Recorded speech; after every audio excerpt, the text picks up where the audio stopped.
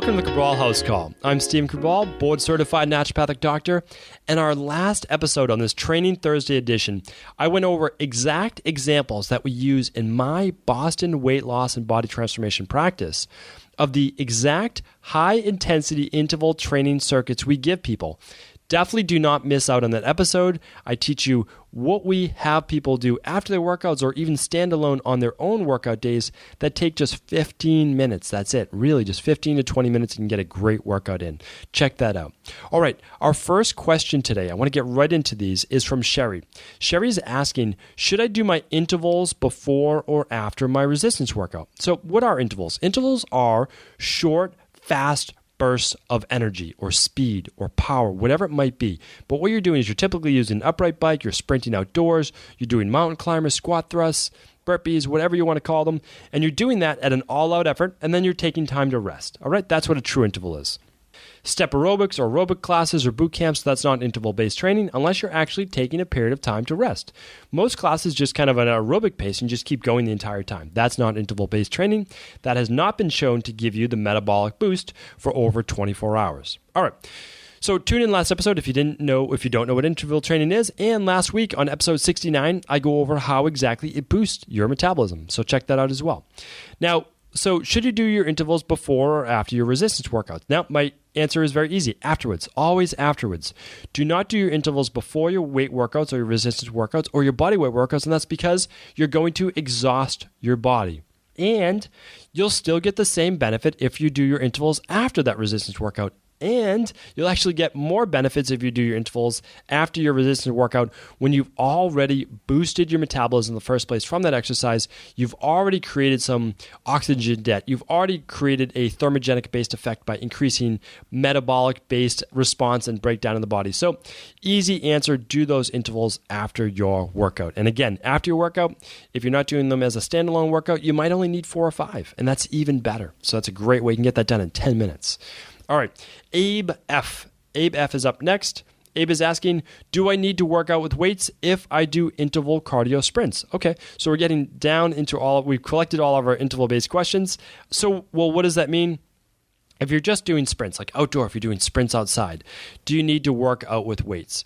My recommendation is yes. For a great, well-rounded body, we need to simulate what we would be doing for manual labor hundreds of years ago as well. Not even hundreds of years ago, just over 100 years ago. So what does that mean? Well, do push-ups, do pull-ups, do squats, do lunges, work your body in specific ways, because remember, when you do cardio sprints, whether it's outside at a track, on a treadmill, or on a bike, you're only moving in that sagittal plane, which just means forward and back. Yes, there is some anti-rotational work going on, but really just forward and back.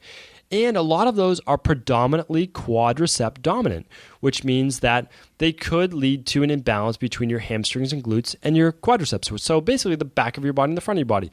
So Abe, my answer again on this is pretty simple, pretty straightforward. Please also do hamstring work, glute-based work, squats, deadlifts, lunges, step-ups, of course, all of those, and your pushing, your pulling work for your upper body. That will keep you more well-balanced, and you won't get bored. I mean, think about it. If all you do is sprints, and all you're doing is just bike-based sprints or treadmill-based sprints, how long can you really do that for? You're going to get bored after a month or two. You really will. So keep things interesting. Keep mixing up those workouts every 4 to 6 weeks.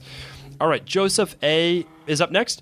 Joseph is asking, how many times per week should I do intervals, and should I vary the type? Okay, great question. I actually don't even remember this one coming in. So this does tie in nicely to our last one, and we're talking about how many times should you do an interval-based workout, and should you vary the type? So my answer for this is 2 to 3 days per week of interval training is fantastic. A Monday, Wednesday, Friday, a Tuesday, Thursday, Saturday.